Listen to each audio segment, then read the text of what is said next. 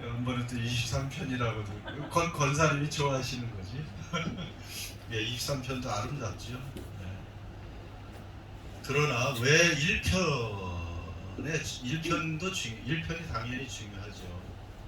여러분이 이제 나중에 시를 또 뭐 한번 쓰고 남기고 돌아가셔야 될 거 아니에요? 시 한 편씩은 내 인생을 이렇게 집약한 시를 몇 장 남겨놓고 최소한 갈 수도 있잖아요. 다들 뭐 글 한번 쓰실 만한 분들인데, 그렇다면 제일 먼저 가장 처음에 쓰는 시가 그래도 모든 나의 생각과 사상과 모든 삶을 집약하고 요약하는 그러한 부분이라고 말할 수 있습니다. 시편 1편은 그래서 아주 중요한 그런 말씀이죠. 여기에 누가 복이 있는 사람인가를 알려줘요. 시편 1편에. 그 시편을 보면 결국 누가 복이 있는 사람인가, 그리고 의인과 악인에 관한 계속된 그런 말씀이 나옵니다. 그래서 이 시편 1편은 그 정도로 이 표제어 같이 표제 챕터로 아주 중요한 그런 부분이죠. 복 있는 사람, 누가 복 있는 사람인가? 여러분, 한 번뿐인 우리 삶을 살아가는데 내 인생 참 복되다, 저 사람의 삶 참 복된 인생이다, 여러분 그래야 되지 않습니까? 여러분의 삶을 돌아보면 복받은 삶이에요?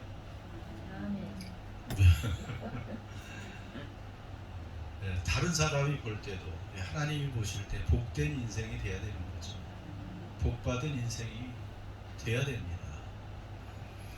그런데 복 있는 사람이 누군가? 복 있는 사람은 어떤 사람이에요? 2절에 답이 나와 있죠? 함께 읽습니다. 오직 그 율법을 주야로 묵상하는 도다. 복 있는 사람이 이런 사람이에요. 복 있는 사람은 1절에 물론 악인의 꾀도 따르지 않고 죄인들의 길에 서지 않고 오만한 자들의 자리에 앉지 아니하고 그런 악인 죄인과 거리가 먼 삶을 살지만, 긍정적이고 적극적인 의미에서는 하나님의 율법을 즐거워하고 그의 율법을 주야로 묵상하는 거다. 여러분, 아까 다 복된 사람이라고 그랬죠?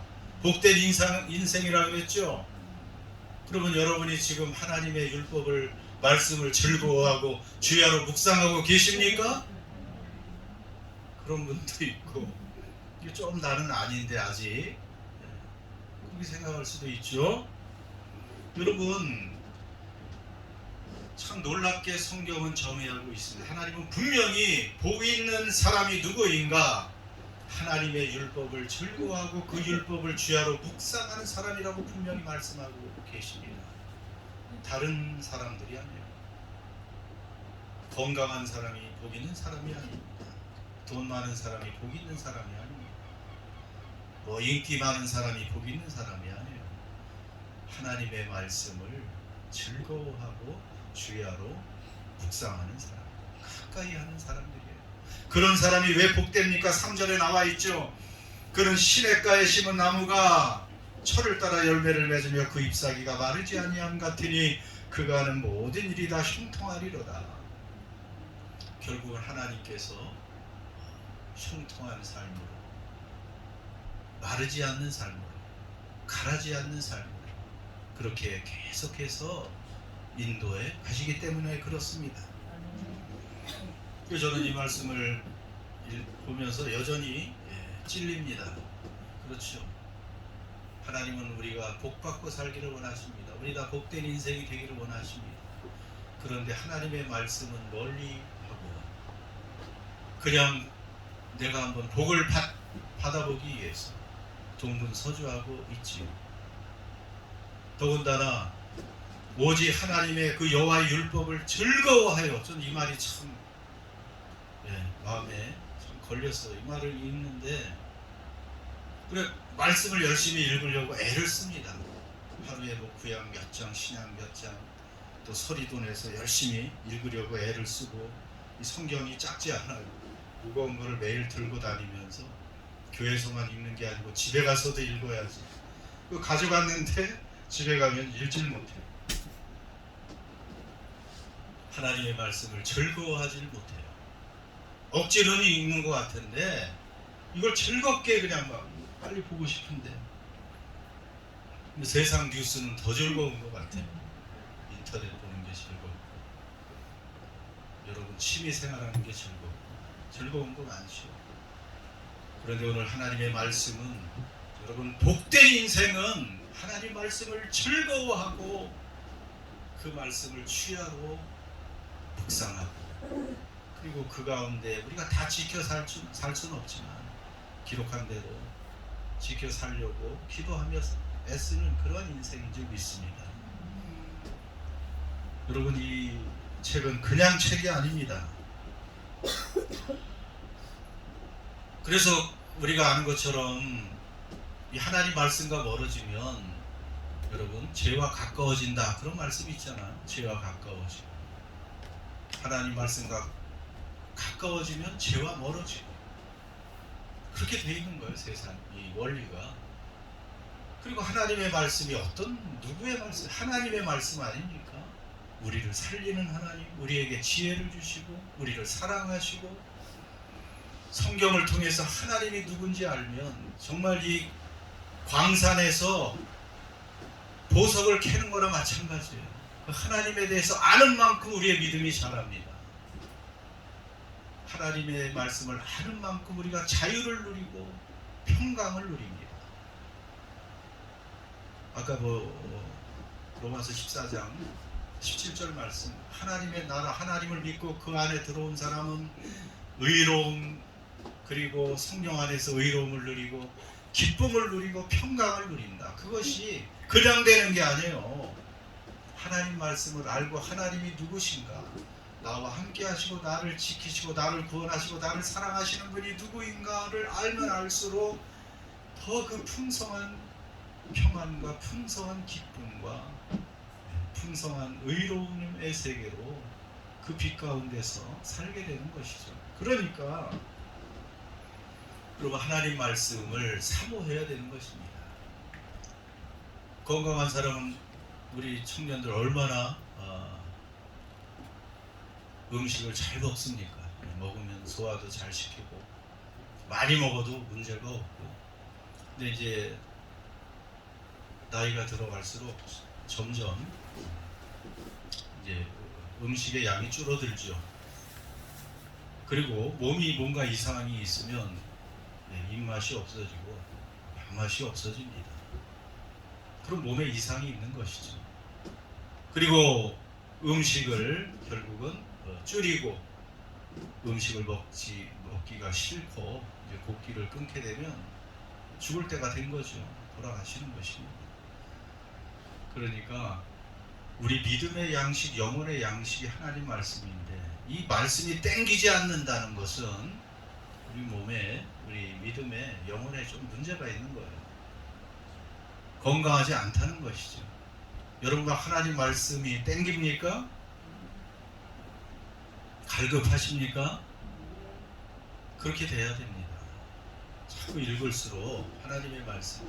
그럼 나는 아직 조금 이게 또 음식에 맛이 없는 것처럼 하나님 말씀이 우리 영혼의 양식이고 믿음의 양식인데 그렇게 땡기질 않습니다. 그러면 어떻게 된 거예요? 우리 영혼이 믿음이 조금 맛이 가고 있는 거예요. 그러면 약을 드셔야 되죠. 약을. 그렇죠. 그럼 약은 또 뭐예요? 그렇죠. 제일 좋은 게 신약과 구약이니까. 그러니까 억지로라도 먹어야 되는 거예요. 이것은 이 하나님의 말씀은 내가 그냥 뭐 먹고 싶을 때 읽고 싶을 때만 먹는 게 아니고 여러분 그 건강을 위해서 밥맛 없어도 또 꼬박 드시려고 하잖아요. 또 먹어야 내가 힘을 내지 그러면서 하나님 말씀 그래서 또 먹어야 됩니다. 약 좋아서 먹는 사람이 있습니까? 살기 위해서 억지로 먹잖아요. 그런데 하나님 말씀이 어떤지 알아야 여러분이 즐거워하고 계속 취하죠. 몇 가지만 간단하게 봅니다. 여러분 하나님 말씀을 어떤 말씀인지 다시 한번 이 시간에 오늘 이제 성경 퀴즈 대회이기 때문에 간단하게 좀 말씀을 선포하고 있습니다. 하나님 말씀이 어떤 말씀인가요? 먼저 에스겔서 1절 37장 4절에서 5절을 한번 보겠습니다. 하나님께서 에스겔에게 이르십니다. 그래서 그 말이에요. 또 내게 이르시되, 하나님이 에스겔 선지자에게 말하는 거예요. 너는 이 모든 뼈에게 대언하여 이르기를, 너희 마른 뼈들아 여호와의 말씀을 들을지어다. 주 여호와께서 이 뼈들에게 이같이 말씀하시기를, 내가 생기를 너희에게 들어가게 하리니 너희가 살아나리라. 이게 무슨 말씀입니까? 어느 날 에스겔 선지자가 포로로 끌려간 바벨론에서 환상을 보게 되죠. 그때 하나님께서 이렇게 에스겔 골짜기로 그를 인도해서 마른 뼈들을 보게 합니다. 사람이 죽은 지 오래돼서 뼈들이 있는데 그 뼈들이 얼마나 많은지 몰라요. 그 골짜기의 뼈들이 가득한 것을 보여줍니다.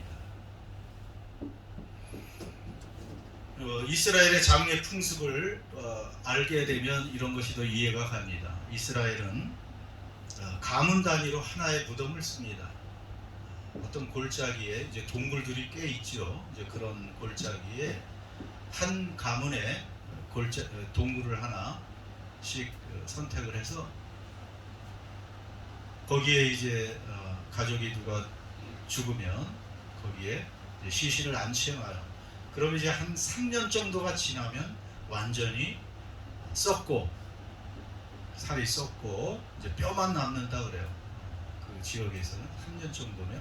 그러면 이제 그 뼈들은 바로 밑에 다시 안치해 놓고, 그 또 자손이 죽으면 거기에 또 시신을 놓고, 그 다음 후손이 또 그런 차례로 그렇게 해서 그 골짜기에 뼈가 가득한 거예요. 골짜기는 포로지 바벨론을 상징하는 거죠. 뼈들은 모든 이스라엘 백성들을 상징하는 겁니다.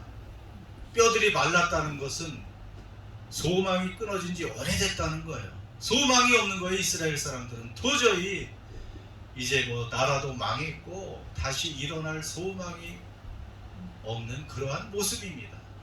하나님의 에스겔 선지자를 그 에스겔 골짜기의 마른 뼈들에게 데려다 놓고 그것을 보게 하셨습니다. 그리고 하시는 말씀이, 그 뼈에게 대언하면 어떻게 대언해요? 너희 마른 뼈들아 여호와의 말씀을 들을지어다. 무엇을 들어요? 하나님의 말씀을 들을지어다. 그 마른 뼈들을, 그 해골들을 살리는 처방, 그게 뭡니까? 그 마른 아무런 소망이 없는 그 뼈들을 살리는 하나님의 처방은 무엇을 들어요? 여호와의 말씀을 들을지어다. 그러면 여러분, 어떻게 뼈들이 하나님의 말씀을 듣는다고 살아날 수 있습니까? 살아날까요? 불가능할까요? 그런데 놀랍게도, 자, 같이 읽습니다. 7절 8절. 이에 내가 명령을 따라 대언할 때 소리가 나고 움직이며 이 뼈 저 뼈가 들어맞아 뼈들이 서로 연결되더라. 내가 또 보니 그 뼈에 힘줄이 생기고 살이 오르며. 여러분, 하나님 말씀이 들어가니까 그 마른 뼈들이 서로 이어지고 그 뼈 위에 힘줄이 생기고 살이 붙고, 그리고 어떻게 됩니까? 마지막에는 살아나서 무엇이 돼요? 살아나서 일어서는 큰 군대가 되었다.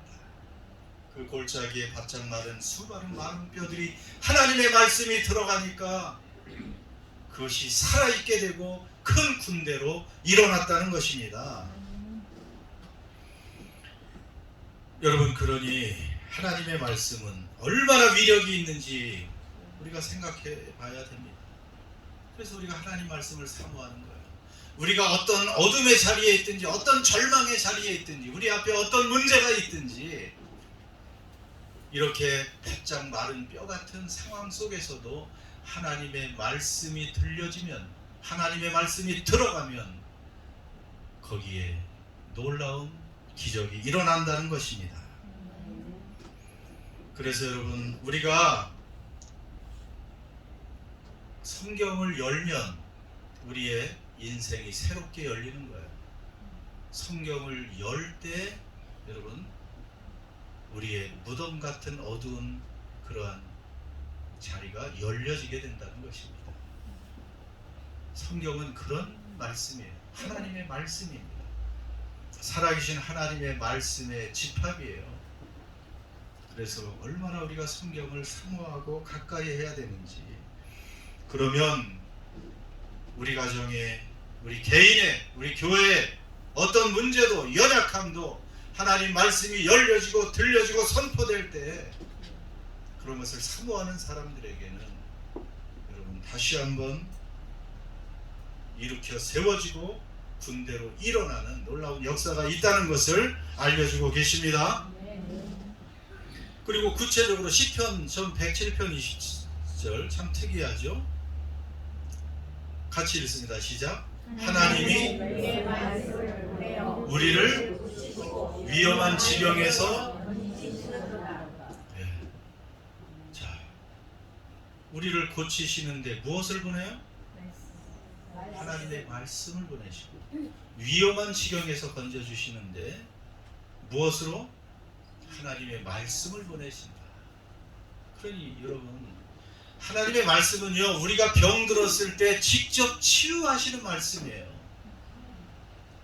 우리가 연약해지고 몸이 힘들 때 여러분, 세상에 뭐 파나돌이나 두통약, 소화제, 위장약 뭐 이런 것보다도 하나님의 말씀이 더 효과 있는 줄 믿습니다. 하나님 말씀은 이렇게 구체적으로, 더군다나 위험한 지경에서도 건져주신다. 영어 성경에는 from the grave, 무덤에서 건져주신다. 아까 에스겔서하고 똑같아요. 하나님의 말씀은 우리의 병든 몸도 치유해 주시고 무덤에서도 건져 올리시는 능력 있는 말씀이라는 것을 알려주십니다. 그러니까 얼마나 우리가 이 신약 구약을 열심히 읽어야 되는지 알려주시는 것이죠. 그리고 하나님 말씀은 결국은 그래서 우리를 온전하게 해요. 우리를 어두운 구덩이에서, 문제에서 끌어올리시고 모든 병에서 우리를 고치시고 위험한 지경에서 우리를 고쳐주시면서 우리를 온전하게 하는 말씀입니다. 그래서 디모데후서 3장 17절 유명한 말씀이죠. 시작. 모든 성경은 하나님의 사랑으로 모든 선한 일을 행할 능력을 갖추게 하려 함이라. 아멘. 여러분, 모든 성경은 결국 성장시킵니다. 성숙해 합니다. 어린 아이의 모습에서 어른으로, 어른의 신앙으로 성장시켜주는 게 성경 말씀이에요. 교회를 오래 다녀도 성경을 멀리하는 사람들은 신앙이 성숙하지 못합니다. 믿음이 자라지 않는 사람들, 성경과 거리가 있어요. 그러나 성경을 가까이 하는 사람들은 자꾸 성숙하게 되어 있습니다. 우리를 온전하게 하기 때문에 그래요. 그리고 선한 일을 행할 능력을 갖추게 하는 것이 성경인 줄 믿습니다. 마지막으로 하나님의 말씀은 온갖 시험과 유혹에서 우리를 일으켜 주십니다. 세상 끊임없는 시험과 유혹이 있어요. 하나님의 말씀은 성령의 뭐라 그랬어요? 에베소 5장에 성령의 공격용 무기, 유일한 성령의 검, 아주 예리한 성령의 검이 하나님 말씀이에요. 그러니까 우리 예수님도 사탄에게 40일 금식하신 후에 시험을 받으실 때 무엇으로 사탄의 유혹을 물리치셨어요? 힘으로가 아니에요. 하나님 말씀으로 3번 다 기록되었으되 사람이 떡으로만 살 것이 아니라 하나님의 하나님의 입에서는 모든 말씀으로 살 것이니라 하셨다. 그러니까 돌로 떡을 만들라고 떠나가라, 이런 식으로 기록되었으되 하나님 말씀을, 우리 예수님은 구약을 다 암송하셨죠. 우리 예수님이 말씀 자체시니까 우리 예수님도 그 모든 유혹을 말씀으로 이겨내셨다면 여러분 우리가 얼마나 더 하나님 말씀을 더 많이 알아야 되겠습니까? 그래서 이제 말씀을 마칩니다. 우리 한 번뿐인 삶, 하나님은 복된 인생이 되기를 원하십니다. 우리도 복되게 살고 싶죠. 저 사람 끝으로 갈수록 참 복되고 성숙하고 아름다운 인생이다. 물가에 심겨진 큰 나무 같다. 여러분, 그런 인생이 되기 위해서는 어떻게 하라고요? 무엇을? 하나님의 말씀을 어떻게 해요? 그 앞에 즐거워하고, 하나님 말씀을 즐거워하고 주야로, 그렇다고 밤낮 그냥 들고 다니라는 건 아니고, 그래 아침에 일어나서 한 5분이라도 읽으면 한 장을 읽어요. 여러분, 잠자리에 들기 전에 한 장을 읽으면 5분, 아니 10분도 투자 못하면 어떻게 해요? 중간에 또 할 수 있으면 하시고. 하나님의 말씀은 아까 그 마른 뼈들도 살립니다. 그래서 우리 인생을 복되게 합니다. 그래서 성경 퀴즈 대회도 그래서 하는 거예요. 한 번 더 읽자고, 여러분 복된 인생이 되자고, 우리 복된 인생으로 살자고 하는 것입니다. 그러한 은혜가 우리에게 있기를 바랍니다. 기도합시다.